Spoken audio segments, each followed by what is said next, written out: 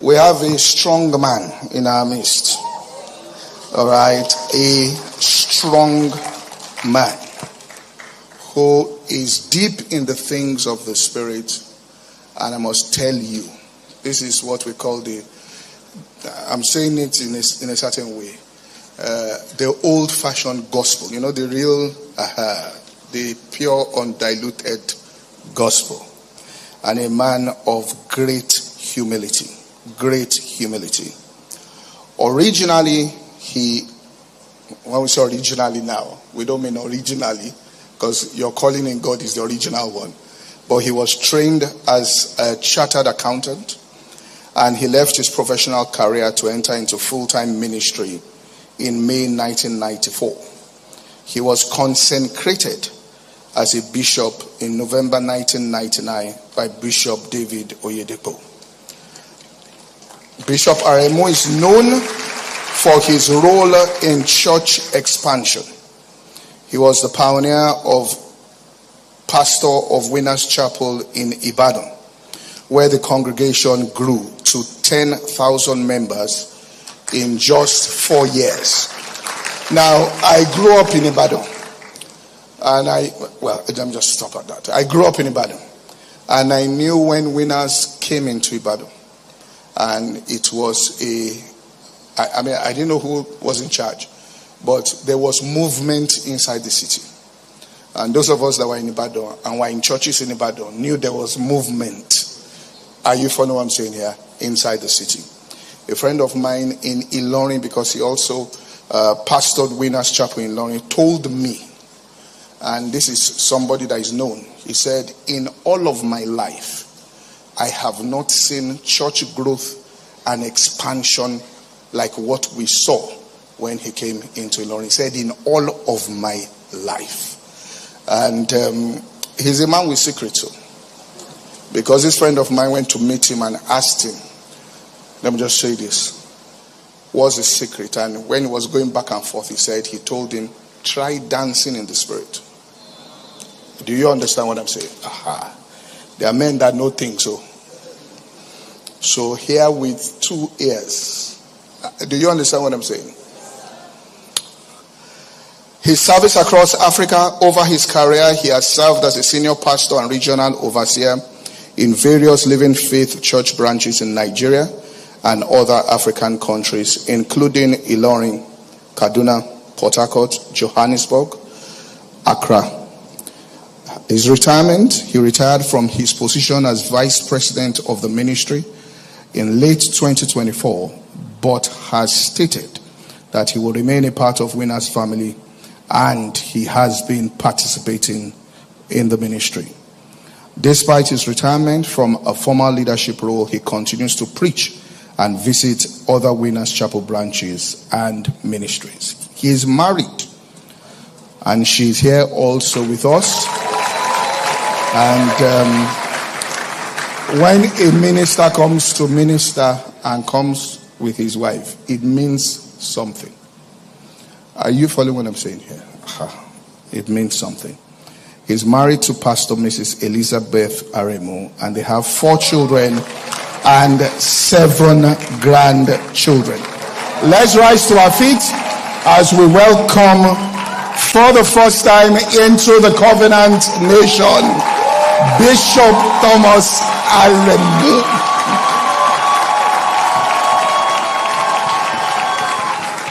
Thank you so much, sir. Thank you so much. Don't be a specialist. You know a specialist? A specialist said, I am this. I'm not that. What you are not, you may suffer it. Particularly when you require it. You must be a generalist, because an exam will come that the one you say is not my area. I'm not a prayer man. I'm not a prayer man. I pray, but I'm not a prayer man. Well, Jesus said to the disciple, he said, this kind, is not your level. Because you require prayer and what? Fasting. So you can't be a specialist. So faith is our life wire.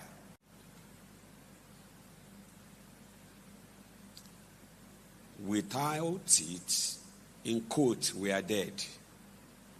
It's as serious as that. To be careless with your faith is to be careless with your life. You know why? There is no issue faith cannot handle. Say, taking the shield of faith, wherewith you shall be able to quench what? Oh, the fiery dart of the wicked. Whatever Satan is up to, he is quenchable by faith. All those, you can disdain him and just go. And you have won him. That is, there's no noise, there's no anything. No. That's no issue. That's just the word that come out of you.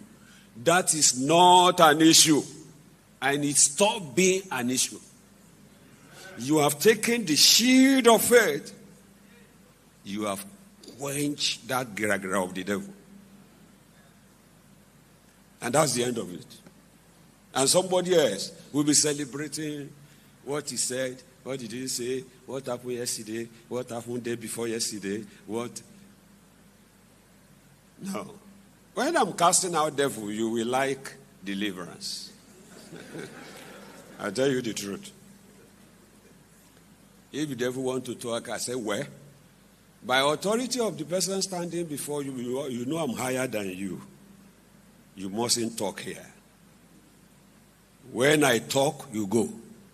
Otherwise, I will increase your fire to be burning you as you go to hell.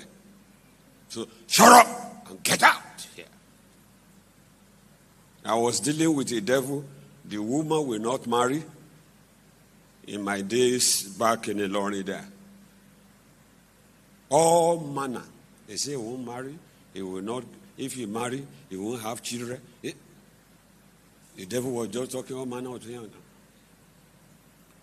Now, they brought her to me. So he said, Bishop, we are 7. And our kind will not go out except by fasting and prayer. I was looking at her. You want to give me assignment?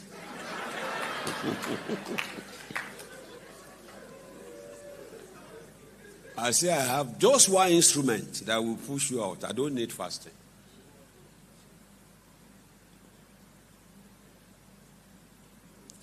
In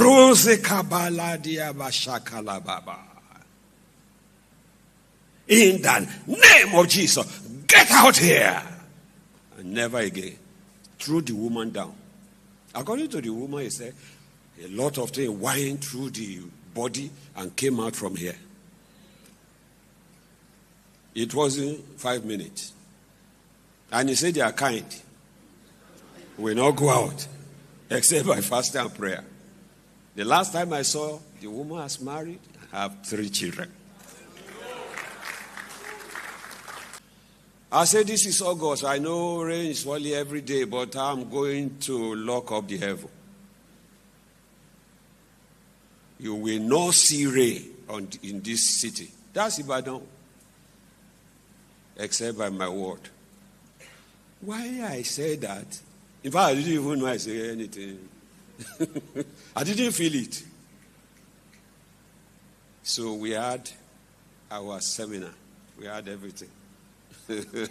No rain. All through the week. And I forgot it because I was facing the seminar, delivering my messages and so on. And on Sunday,